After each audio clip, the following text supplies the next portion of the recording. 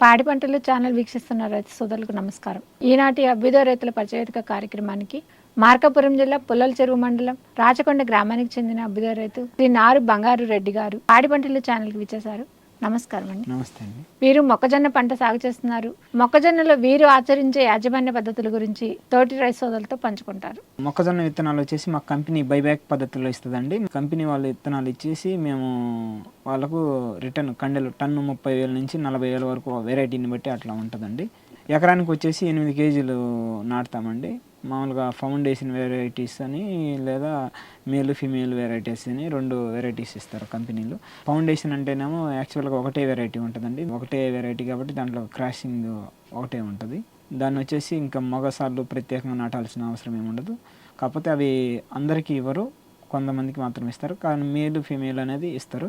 మేలు ఫీమేల్ అనే దాంట్లో 5 సార్లు ఆడయి 1 సార్లు మగది ఉంటుందండి. ఆడయి నాటిన 3 రోజుల తర్వాత లేదా 2 రోజుల ముందు అని అట్లా ఉంటుంది. దానికి తగ్గట్టు డ్రిప్ అయితేనేమో ఆ సార్ల వరకు ఆపేసుకోవచ్చు.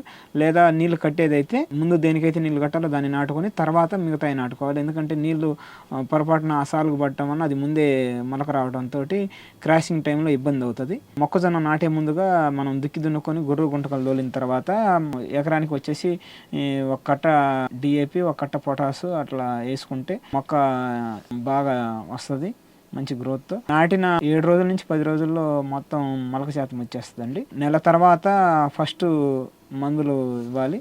పొటాసు, డిఏపి, యూరియా కలిపి 3 వేస్తే మళ్ళీ నెల తర్వాత ఒకసారి మళ్ళీ వేయాలి. డ్రిప్ ఉన్న వాళ్ళు అయితే క్రాసింగ్కి వచ్చిన సమయంలో కండె దశలో మనము 13,045, 0050 అలా ఇచ్చుకోవడం వలన కండె సైజు బాగా వచ్చి దిగుబడి బాగా వస్తుందండి. దాంట్లో మైక్రో న్యూట్రియన్స్ కూడా వాడాలండి. బాగా చిన్న మొక్క దశలో ఎక్కువ నీరు ఇవ్వడం వలన భాస్వరం లోపం ఎక్కువ వచ్చేసి గ్రోత్ తగ్గిపోతుంది. కాబట్టి మొక్క దశలో నీళ్లు తక్కువ ఇవ్వాలి. ఒక నెల దాటిన తర్వాత కండెలకు వచ్చిన స్టేజ్లో డైలీ వాటర్ ఇచ్చిన ప్రాబ్లం లేదండి. మందులు ఎక్కించేటప్పుడు మాత్రం వాటర్ తక్కువ పెట్టేసి మందు ఇచ్చిన తర్వాత ఒక 10 నిమిషాలు బండిచ్చి డ్రిప్లో తర్వాత ఆపేయాలండి. ఒక రోజు తర్వాత మరుసటి రోజు యథావిధిగా వాటర్ ఇచ్చుకోవచ్చండి. దీంట్లో వచ్చేసి కత్తెర పురుగు, దానికోసం మనము పురుగు మందులు స్ప్రేయింగ్ ఇచ్చుకోవాలి. 2 సార్లు అట్లా స్ప్రేయింగ్ ఇచ్చేసి తర్వాత వచ్చేసి ఒక నెలన్నర స్టేజ్లో మనం కొవ్వులలో 3G గుళికలు వేయాలండి. 2 సార్లు వేసుకుంటే సరిపోద్ది. మనకు కండె వచ్చిన స్టేజ్లో నాటివ్ పురుగు మందు 1-2 సార్లు స్ప్రే చేసుకోవాలండి. లాస్ట్ స్ప్రేయింగ్స్ అనేవి మనుషులు పోను కుదరదు కాబట్టి డ్రోన్తో స్ప్రే చేసుకోవాలండి. డ్రోన్ కంపల్సరీ మొక్కజొన్న ఉన్న రైతులకు గవర్నమెంట్ ఏదన్నా వీలైతే సబ్సిడీతో ఇవ్వాల్సిందిగా మేము కోరుతున్నాం. రైతులకి బయట ఉన్న ప్రైవేట్ కంపెనీలను రమ్మంటే వాళ్ళు ట్యాంకీకి వచ్చేసి 400 అట్లా తీసుకుంటున్నారు. మార్కెటింగ్ వచ్చేసి కంపెనీ వాళ్ళు విత్తనాలు వాళ్ళే ఇస్తారు. మందులు కూడా కొన్ని లాస్ట్ స్టేజ్లో ఇస్తారండి వాళ్ళే. రేట్ వచ్చేసి ముందే ఫిక్స్డ్ రేట్ ఉంటుంది. టన్ వచ్చేసి 30,000 అట్లా ఉంటుంది. 30,000 ఉన్నది వచ్చేసి ఎకరం 3 టన్నుల నుంచి 5 టన్నుల వరకు వచ్చిద్దండి. దీనికి పెట్టుబడి వచ్చేసి 30,000 నుంచి 40,000 అవుతుందండి. ఈల్డింగ్ దిగుబడి బాగా వచ్చి వాతావరణం అన్ని అనుకూలంగా ఉంటే 4 టన్నులు అలా వచ్చినప్పుడు 1,20,000 అట్లా అవుతుంది. ఒక 40,000 పెట్టుబడి పోయినా కానీ 80,000 ఉంటుందండి ఎకరానికి.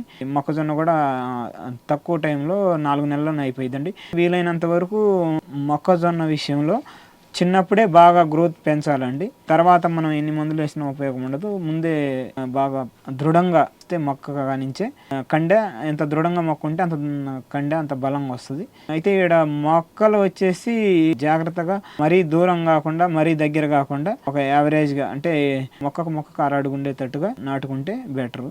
టన్ను 30,000 ఉండదు దిగుబడి, కొంచెం 3 టన్నుల నుంచి 5 టన్నుల వరకు వచ్చిందండి. 40,000 50,000 ఉండదు వచ్చేసి అది 2 టన్నులు అలా వస్తుంది.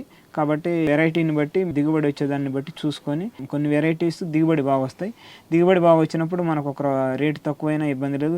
ఎక్కువ రేటు చెప్పి టన్నే అయిందనుకో, అది 50,000 చెప్పి టన్నే అయితే ఉపయోగం ఏమి ఉండదు.